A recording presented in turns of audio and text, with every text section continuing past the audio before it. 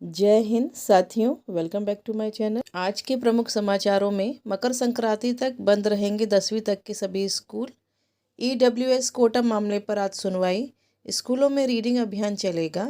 आधार से जोड़े बिना पेन प्रयोग पर 10,000 जुर्माना। अप्रैल मई में होगी यूपी बोर्ड की परीक्षा।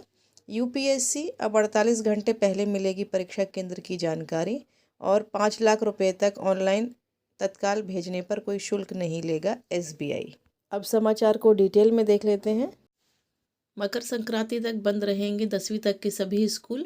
2 घंटे बढ़ेगा रात्रि कर्फ्यू। अब रात 10 से सुबह 6 बजे तक लागू। 1,000 से अधिक केस होने पर शादी समारोह में 50% लोग होंगे शामिल। लखनऊ कोरोना संक्रमण की बढ़ती रफ्तार को देखते हुए सरकार और सतर्क हो गई है।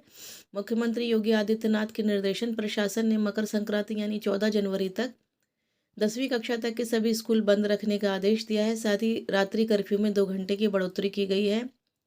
6 जनवरी से अब रात 10 से सुबह 6 बजे तक रात्रि कर्फ्यू प्रभावी होगा। इसके अलावा जिन जिलों में कोरोना संक्रमण के सक्रिय मामले 1,000 से अधिक होंगे, वहां cinema hall, banquet hall, restaurant व अन्य सार्वजनिक स्थल 50% क्षमता के साथ ही संचालित होंगे। अब शादी समारोह व अन्य आयोजनों में बंद स्थानों पर एक समय में 100 से अधिक लोगों की सहभागिता नहीं हो सकेगी। खुले स्थान पर मैदान की कुल क्षमता के 50% से अधिक लोगों की उपस्थिति की अनुमति दी जाएगी।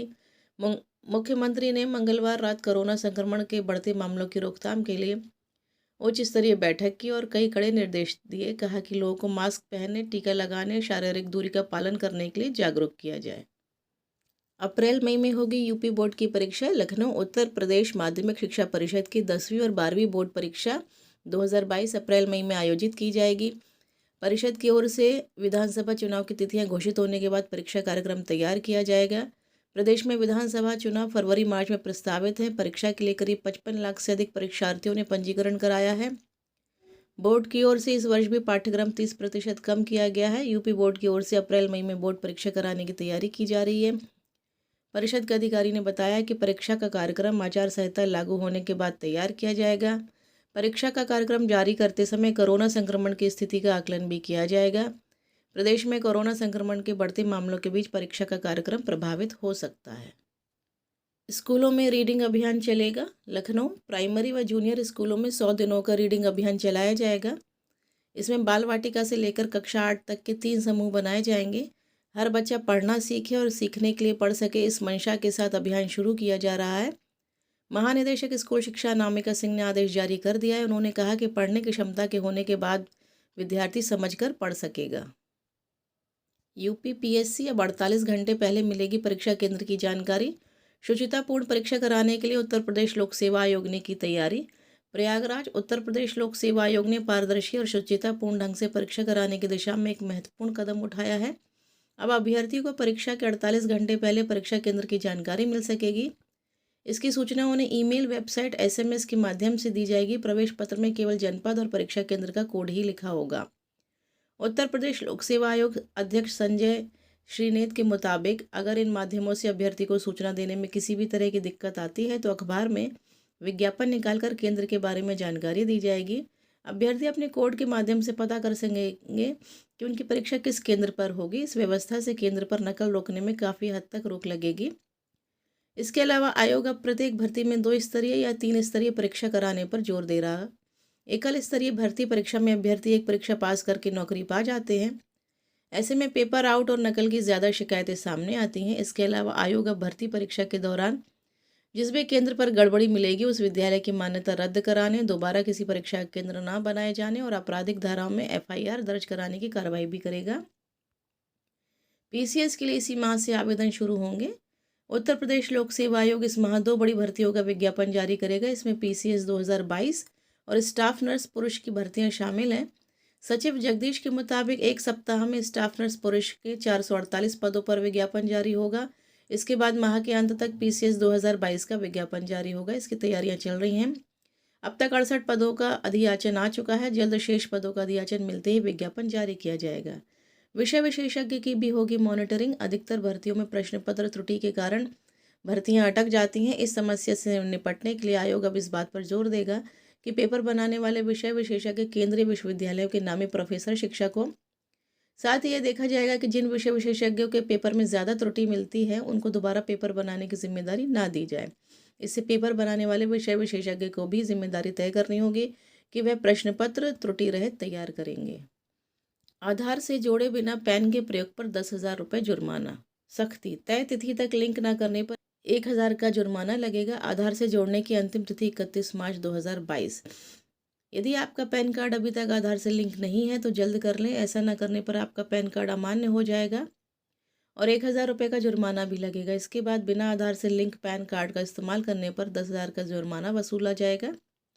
आयकर विभाग ने लिंक करने की अंतिम तिथि 31 मार्च 2022 निर्धारित की है। ये वित्तीय काम नहीं कर सकेंगे। यदि कोई पैन कार्ड धारक तय तिथि तक ऐसा नहीं कर पाता है तो उसके लिए कई वित्तीय सेवाएं रोक दी जाएंगी। इसके तहत वह म्यूचुअल फंड और शेयर बाजार में निवेश नहीं कर पाएगा, यहाँ तक कि कोई नया बैंक खाता भी नहीं खोल पाएगा। 10,000 जुर्माने की तैयारी। यदि व्यक्ति अमान्य पैन कार्ड का इस्तेमाल करते पाया गया तो उसे आयकर अधिनियम 1961 की धारा 272N के तहत 10,000 जुर्माना वसूल किया जाएगा। जुर्माने की राशि उसे खाते से काट ली जाएगी। ऐसे करें लिंक। सबसे पहले आयकर विभाग की वेबसाइट incometax.gov.in पर जाएं। होम पेज पर बाईं ओर दिए क्विक लिंक सेक्शन में दिए लिंक आधार विकल्प पर क्लिक करें। इसमें नया पेज खुलेगा। यहाँ अपना पैन कार्ड और आधार नंबर दर्ज करें। फिर आधार कार्ड में दर्ज नाम दाखिल करें। अपना मोबाइल नंबर दर्ज करें। इसके बाद सबमिट का बटन दबाएं। आगे की प्रक्रिया को निर्देशानुसार पूरा करते चलें।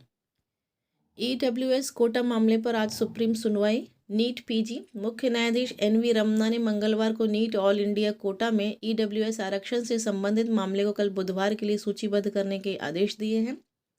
सॉलिसिटर जनरल तुषार मेहता ने मंगलवार को सुबह मुख्य न्यायाधीश के समक्ष मामले का उल्लेख किया था और आग्रह किया था कि नीट पीजी काउंसलिंग में देरी के खिलाफ रेजिडेंट डॉक्टरों के विरोध के मद्देनज़र मामले को तत्काल सूचीबद्ध करें।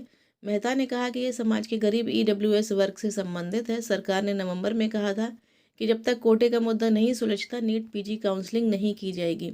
मुख्य न्यायाधीश ने कहा कि मामले को 3 जज की बेंच द्वारा निपटाया जा रहा है, लेकिन इस सप्ताह एक विविध सप्ताह होने के कारण केवल 2 जज की बेंच है। वह 3 जज की विशेष पीठ गठित करने की कोशिश करेंगे और मामले को बुधवार के लिए सूचीबद्ध करेंगे। यदि 3 न्यायाधीशों की बेंच का संयोजन उपलब्ध नहीं है तो 2 जज की बेंच के समक्ष सूचीबद्ध किया जाएगा। डॉक्टरों के विरोध पर केंद्र ने जल्द सुनवाई का आग्रह किया था। मामले की सुनवाई के लिए 3 जजों की बेंच गठित होगी। 5 लाख रुपए तक ऑनलाइन तत्काल भेजने पर कोई शुल्क नहीं लेगा SBI। देश के सबसे बड़े कर्जदाता भारतीय स्टेट बैंक ने इमीडिएट पेमेंट सर्विस के तहत भुगतान की सीमा को 2 लाख रुपए से बढ़ाकर 5 लाख रुपए कर दिया है। इसके साथ ही बैंक ने ऑनलाइन माध्यम से इस सुविधा का लाभ उठाने पर कोई शुल्क नहीं लेने का भी फैसला किया गया है। इसमें नेट बैंकिंग, मोबाइल बैंकिंग या योनो मोबाइल ऐप के माध्यम से किए गए लेन देन शामिल हैं। बैंक द्वारा उठाए गए इस कदम का उद्देश्य उपभोक्ताओं को डिजिटल बैंकिंग के लिए प्रोत्साहित करना है। वैसे अगर ग्राहक बैंक की शाखा में जाकर इस सुविधा का लाभ उठाते हैं तो उन्हें 20 रुपये का शुल्क बैंक को देना होगा। इस शुल्क पर GST अतिरिक्त लगेगा। वहीं बैंक शाखा के माध्यम से IMPS के जरिए 1,000 रुपये तक भेजने पर कोई शुल्क नहीं देना होगा। बैंक ने कहा कि 1,000 से 10,000 रुपये तक भेजने पर 2 रुपये प्लस GST लगेगा, जबकि 10,000 रुपये से 1 लाख रुपये तक भेजने पर 4 रुपये प्लस GST देना होगा। 2 लाख रुपये तक भेजने पर 12 रुपये प्लस GST देना होगा। क्या होता है IMPS? ऑनलाइन बैंकिंग से रकम ट्रांसफ़र करने के 3 तरीके IMPS, NEFT और RTGS होते हैं। IMPS को इमीडिएट पेमेंट सर्विस कहते हैं। आसान शब्दों में कहें तो IMPS के जरिए किसी भी खाता धारक को कभी भी तत्काल पैसा भेजा जा सकता है, यानी कि सप्ताह के 7 दिन 24 घंटे कभी भी IMPS के जरिए कुछ सेकंड में रकम ट्रांसफ़र कर सकते हैं। नेट बैंकिंग, मोबाइल और योनो ऐप से ट्रांसफ़र करने पर नहीं लगेगा कोई शुल्क। बैंक के जरिए भुगतान करने पर देना होगा 20 रुपये प्लस GST।